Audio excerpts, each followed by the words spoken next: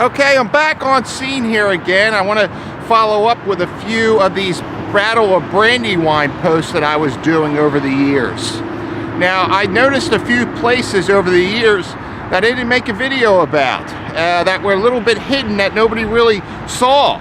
So I found these places, and I was driving by, and I just decided maybe I should just make a few videos of the places that I missed during that time when I was doing the Battle of Brandywine. Now, this is an after Battle of Brandywine place.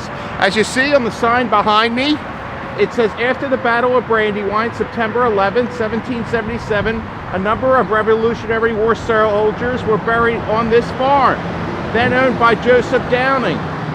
And it states it was used as a hospital. Now, that's absolutely correct.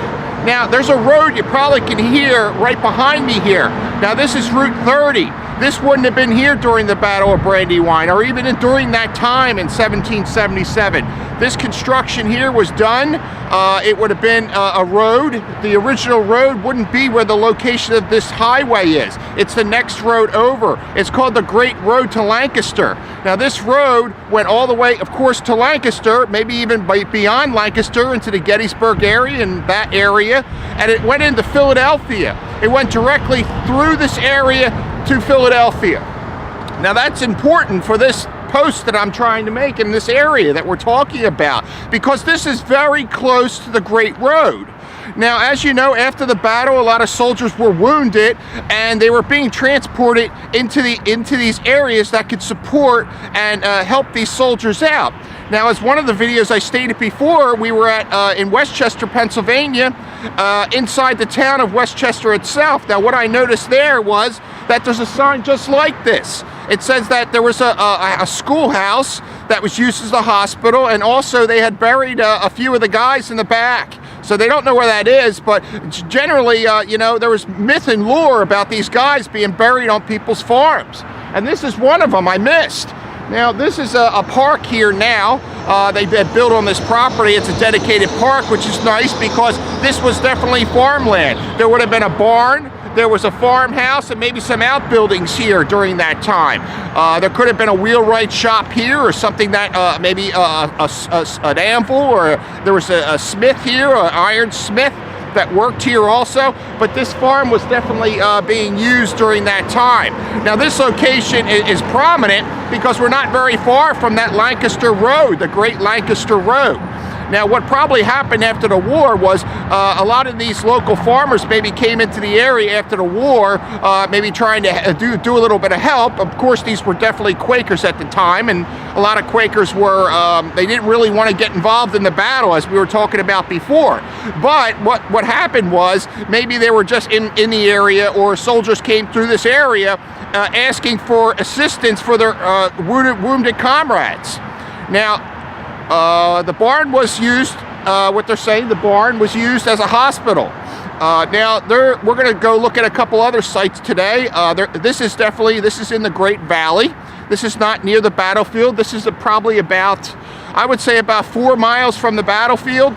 But they were probably trying to bring these guys to the Great Road, trying to get them in or out of the area as quick as they could after the battle before the British reformed and maybe tried another attack. So I would think that these guys were probably brought here maybe a day or two, or maybe even after the battle. They were just brought this way.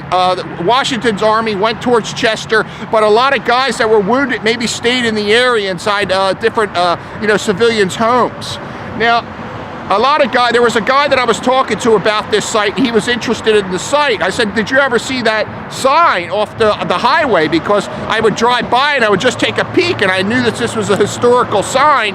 So I came down here to look at it, and I noticed that it was a Battle of Brandywine sign, which is really rare. You don't see too many of these around.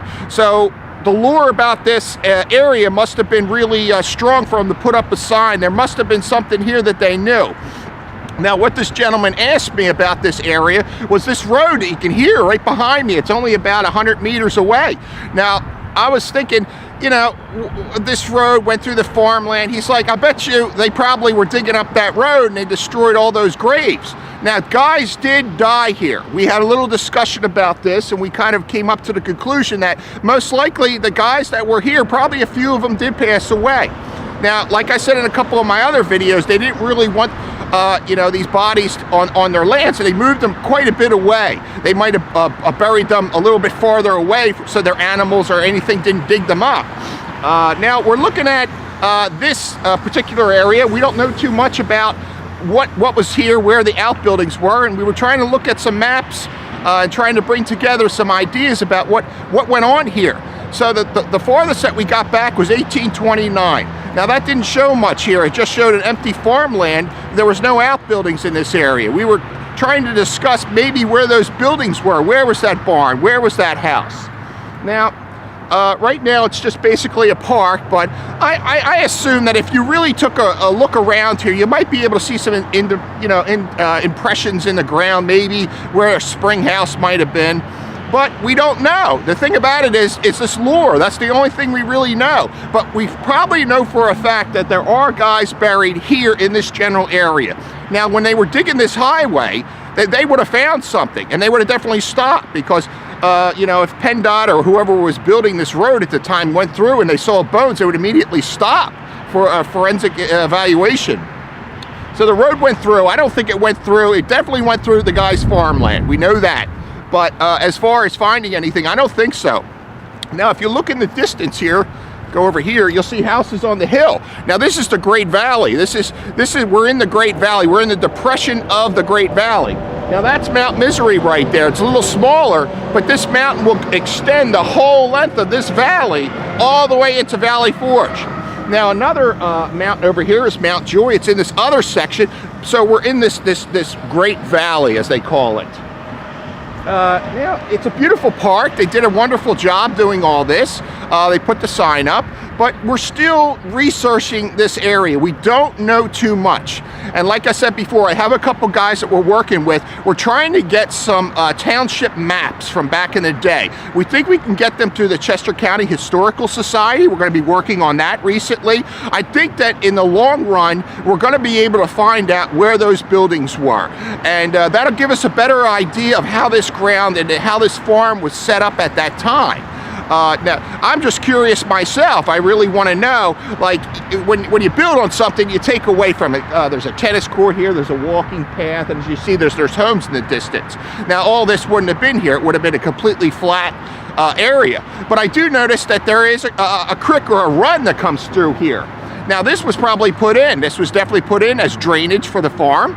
There were farm animals here, and you want your ground to drain off excess into a stream. But the stream is definitely still here from this farm that being here. Now, like I said, we're definitely going to be researching this more. I will definitely get back to you on this one. But as far as this sign, it caught my eye. It really caught everybody's eye, because we had no idea it was here.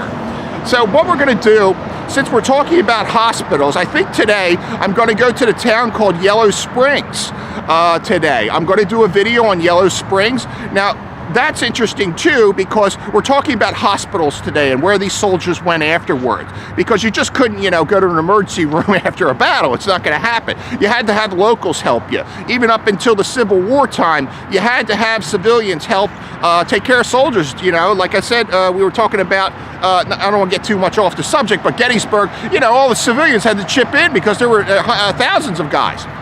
Now, back then, these farms were sporadic during that time. There weren't a lot of farms here. There was maybe a splattering of farms in this general area. If you go to Lancaster, Pennsylvania, and you look out in the distance, that's probably what this area looked like. It was farms with just flat land and no trees. And, I can kind of get the idea of this. If you do pan, or I'll pan the camera around so you can get an idea of exactly what this land looks like. Now, I think they really did chop this down because they had to grade for the tennis court here. They had to grade for the parking lot. So I don't think you're getting the true aspect, but you can really see how it does go up. You're starting to go into that Mount Misery. So this would have been a farmhouse.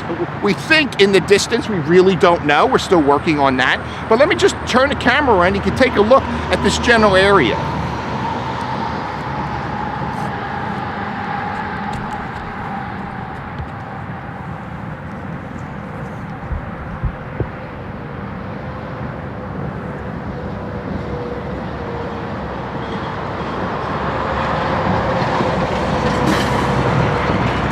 just wanted to mention one thing. As you can see, that's the highway. That's the new highway that goes across this farmland here.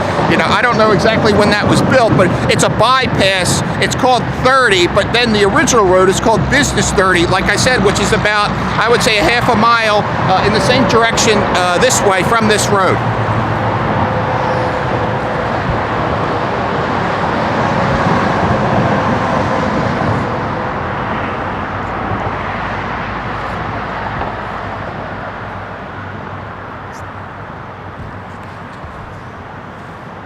And as you see, the ground's been graded. You have a tennis court here. This is a park. So you're going to have features of this land that aren't original to this land. Now I'll keep panning around till we get to the sign, and I'll kind of mention about where we're going to go next.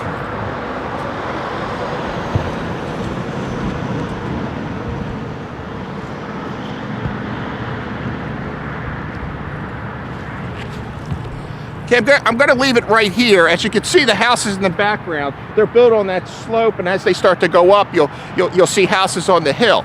Now, we call them McMansions. Everybody knows they take away from the battlefield, but this wasn't a battlefield. This was generally just a regular Quaker barn, a Quaker family that lived here.